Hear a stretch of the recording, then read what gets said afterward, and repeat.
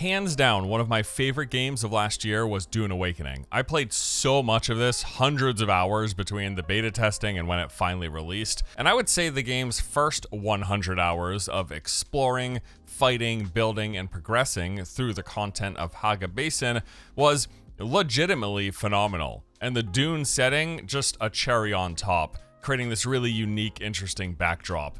You got the sandstorms rolling in, forcing you into cover, worms chasing down unsuspecting players, and the Sardaukar patrol ships scanning the surface of the planet at night. It was just, I thought the game was fantastic, man. Very immersive, well crafted, and a great survival experience. Then came the deep desert, or end game portion of the game, and I just wasn't into it. It was big, open, barren, and boring, to be frank.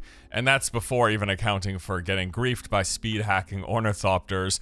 After a few days in the deep desert, I hung up my still suit and called it quits. But despite how it ended, everything prior was a joy, and overall I had a fantastic time with this game, and would love to do it again if given a good enough reason. So what's been going on with Dune Awakening since release? Well, there have been a fair few patches with loads of bug fixes, quality of life additions, and other baseline improvements to the game, but more substantially, they've got two major named updates which brought with them new content, systems, and features. Now, before we begin here, as a point of clarity, here is how Dune handles their updates. It comes in three different forms.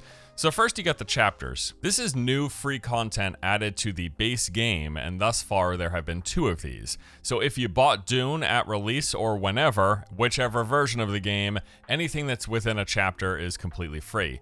Then there are DLCs, which are not free. These also add additional content, along with a bunch of cosmetic things, and so far there have been two of these as well. In fact, every chapter pretty much coincides with a new DLC. And then lastly, they have expansions, larger, more substantial than anything added in a chapter or DLC, but as of today, we have not gotten any expansion. In fact, we don't even have word of when an expansion would potentially be coming. Everything on the books currently for the future projected updates are both chapters and or DLCs. So the TLDR here, chapters are always free content and included with the original purchase of the game, while DLCs and expansions are paid additions. Also, if you purchased anything above the baseline version of the game, you would have got with that a season pass, which includes the first 3 DLCs at no additional charge. It's probably a bit more convoluted than I would like, but yes, this is how Dune updates are structured. Now let's take a look at what they've released thus far, and how's it looking? Is it any good? Well, first we got Chapter 2. This came out last September and included a continuation of the game's main story, taking you to new maps and points of interest. These new dynamic encounters in the open world are sort of these mini invasions, or these points where enemy forces would come in and you'd have to fight them back throughout Haga Basin. They added several new contracts, which are repeatable missions from both of the main faction cities. They also added archetype armors, new gear sets tailored to different playstyles, one of these for each of the 5 class skill trees, and a character recustomization ability where you can change how you look. With this, they also introduced some new hairstyles and tattoos. And then alongside Chapter 2, they had the Lost Harvest DLC. This came with a new side quest chain, the Lost Harvester, 3 new Imperial testing stations, these being those underground dungeons you found throughout the base game, and one of my favorite things in the game. They also added the treadwheel vehicle, kind of similar to a sand bike, and some cosmetic stuff, new building pieces, armor, weapon skins, and emotes. All right, so that is Chapter 2 and the first DLC. Again, that happened last September. And then in February, we got Chapter 3, and this was a rather substantial update, specifically coming with a bunch of new content and overhaul to the endgame power progression. So yeah, for starters, they revamped a lot about how the endgame looks in Dune Awakening. The Landsrat and faction systems were redesigned to give players more to do, more rewards, and additional customization. They also added specializations where you're choosing between a specialization in crafting, gathering, exploring, combat, and sabotage, and you can have multiple of these. And it's literally how it works, where you do the activity that you want, you gain experience in that activity. This levels you up through the ranks and unlocks new perks. Perks include things like you can get increased damage to your headshots, you can get additional inventory slots, and you can get this new tech in the game, a new feature called augmentation. So this is an additional form of power progression. It's tied into the crafting specialization, and augmentations work where they can be added to any tier 6 weapons and armor to boost their power further with all sorts of enhancements to stats and their effectiveness, and you're going to get schematics for these augments in the game's testing stations. Also in Chapter 3, they added 10 brand new overland map locations. So these are new map spots beyond that of Haga Basin and the Deep Desert, and you get to them by flying around through that overland map when you would transition between these areas. So first, there are 5 new what are called challenge locations. These are somewhat open areas that include multiple points of interest and challenges within them that you can complete contracts at or earn more experience for your specialization. Also, besides the 5 challenge locations, they added 5 new testing stations, these being those dungeons, but these are specific spots out in the overland map. And these testing stations are interesting because it's a new form of further progression. They have escalating difficulty where you can ramp up the level of the testing station, making everything within it harder, but also more rewarding, giving you more loot, more currency, more whatever. So it's really interesting and a real endgame challenge to test your gear and your skill and your player power. So beyond those endgame specific changes, this chapter also came with another continuation of the game's main story quest, new weapon types and a rework of the rapier, and then these smuggler vehicle variants. And this update came with some pretty much nice and highly requested quality of life improvements. So for starters, they removed taxes for your base. So you no longer have to continually pay taxes to upkeep your base and prevent it from being destroyed, although there are still power requirements that you will have to fulfill. However, should you not want to do any maintenance, also last fall, they added the base reconstruction tool. This makes it so that you can literally capture your base within this tool and all of its interior objects. Everything in the confines of your base that would be in the range of your subfief, all of that would be essentially sucked up into this tool. Your base would be removed from the world, and then whenever you come back to playing, you can plop it down in the world again. I know this is something that I think has prevented a lot of people from coming back, the whole base management and the idea that if you didn't pay your taxes and if you didn't upkeep your power, your base would eventually power down and be susceptible to be raided by other players or just straight up destroyed by the elements, the literal sandstorms that roll through. Well, now it's the case, at least going forward, that with this base reconstruction tool, if you ever decide to take a break, you can just vacuum up your base into this little thing, stick it in your pocket, and then when you come back, plop it back out somewhere else in the world again. Very nice change, something that probably should have been there at release, but worth noting that it is there now. And then on top of that, there are return packages in the game, so if you do come back after a long hiatus, you're going to get a bunch of resources and stuff to help you get back into the action quickly without having to refarm and build everything up from scratch. And then yes, right alongside Chapter 3, they had another DLC. This was called Raiders of the Broken Lands, and this was pretty much a bunch of cosmetic stuff. They have smuggler-themed armors, weapons, building pieces, buggy variants, and decorations. So those are the 2 big updates that Dune Awakening has had thus far. Chapter 2 and its DLC, Chapter 3 and its DLC. How has that gone? Well, despite the new content and additions, the game's not really seen a substantial return of players. When Chapter 2 released last September, there was a decent bump up to 44,000 concurrents, and this lasted a couple of days before returning to prior levels, which hovered around 20k on average in the preceding weeks.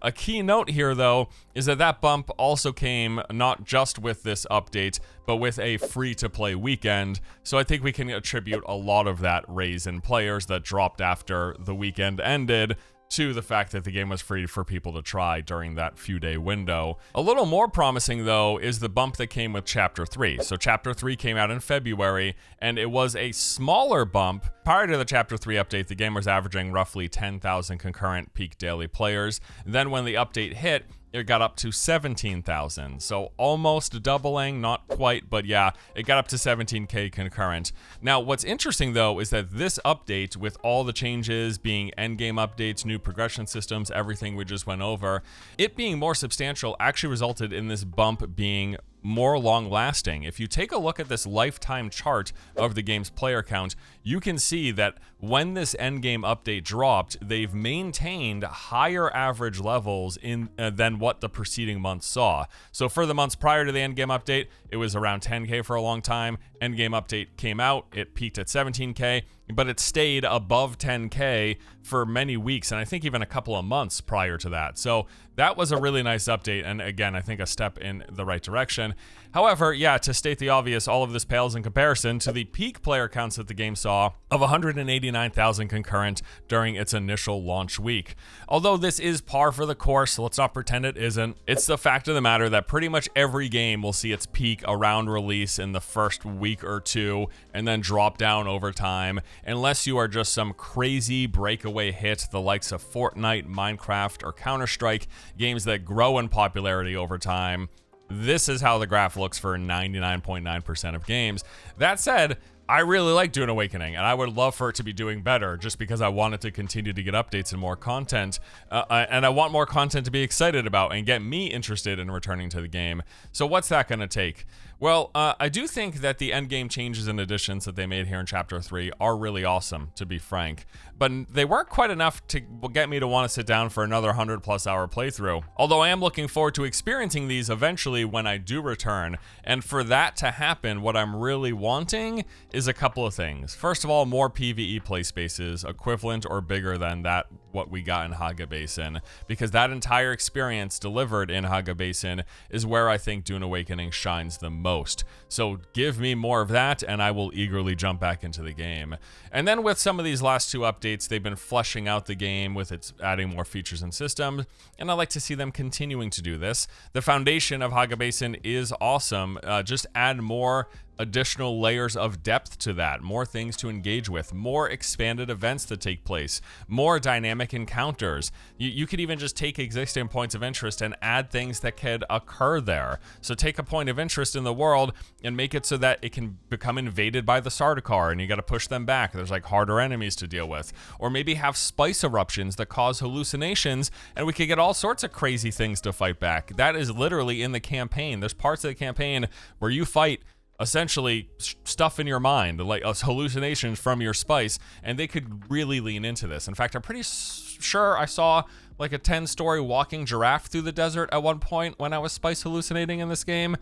There's a lot that they could lean into with that, and just, again, dynamic stuff within the world, and just in general, adding unexpected moments, patrolling enemies on foot that you can just come across, just to break up the static feeling of the world. You've got these points of interest and testing stations that have their enemy spawns, and they're in the sands, you got the worm to deal with. Throw more chaos into the mix to keep things spicy, you know? Say there's like more aggressive Sardaukar patrol ships sometimes at night. You get twice or three times as many ships, and they're swinging the spotlight like way more aggressively trying to catch people. Or what about something like sandstorms that last longer, and then with those longer sandstorms, you've got new enemies that kind of creep up out of nowhere. Just, again, things to spice up that whole experience. Also, I do want to talk about the PvP side of things. As mentioned, when I hit the deep desert, that was really when I lost all interest in it, but it's not because of the PvP, it's because of the type of PvP. It was just ornithopters chasing me down in large groups, and I couldn't get anything done, kept losing my ornithopter. I would try landing, ornithopters would just rain rockets down from the sky or literally smash into me and squish me on the ground. It wasn't what I was looking for. I wanted more mixed combat, the kind of stuff that they alluded to in some of their pre-release trailers, where you would have a combination of ground infantry running around, casting their abilities, shooting, throwing grenades, rocket launchers, or whatever, and then you would have tank equivalents and buggy equivalents going around, and then some ornithopters, not just 100% ornithopters. So I would love more ground-focused PvP instead of that ornithopter Zergfest that the deep desert was. You could have areas where ornithopters just aren't allowed. The air is too thin, or the sun is too hot and it's causing the ornithopters to overheat. I just make something up. I don't care, but have some ground focused PvP stuff. I think that would be great. They sort of had that with the shipwrecks initially, but it just wasn't populated enough. It wasn't working it. So I would love for them to find a way to have players coalesce in a ground focused PvP environment. In some capacity, I don't know. Although I do want to mention here, recently they released a new devlog that went into them essentially saying they're shifting their focus to mostly PvE because they realized That's what 90% of their player base wants and was spending their time doing. And the PvE PvP hybrid experiment of the Deep Desert, it clearly failed. So going forward, they're actually going to have official servers that are strictly PvE only, and then some PvP ones as well if you want more of that original experience, including the PvP conflict of the Deep Desert. But yeah, and then another big thing that I've wanted is self-hosted servers, but the great news is it's coming. They've officially announced it actually, and it's going to have customization options for resource harvest rates, base building limits, item durability, and base decay. They have mentioned, and they should definitely add additional customization as well, because you take a look at a lot of the other survival games out there that do have self-hosted servers, and there's a lot that you can do with fine-tuning the experience, and I don't see why they shouldn't just allow us to do that. Give us as much control as we want over the experience, the frequency of sandstorms, the duration of the sandstorms, resource harvest rates, yes, but also health pools, damage done, like you could, enemy damage done, player damage done. Let me make it harder if I want. Let me ramp up enemy damage and reduce my health or something. Let me increase attack frequency of enemies or the number of simultaneous enemies that can attack me. Now I'm just literally pulling things that are in the Enshrouded custom map editor. So yeah, there's a lot they could do, and I hope they do more of it.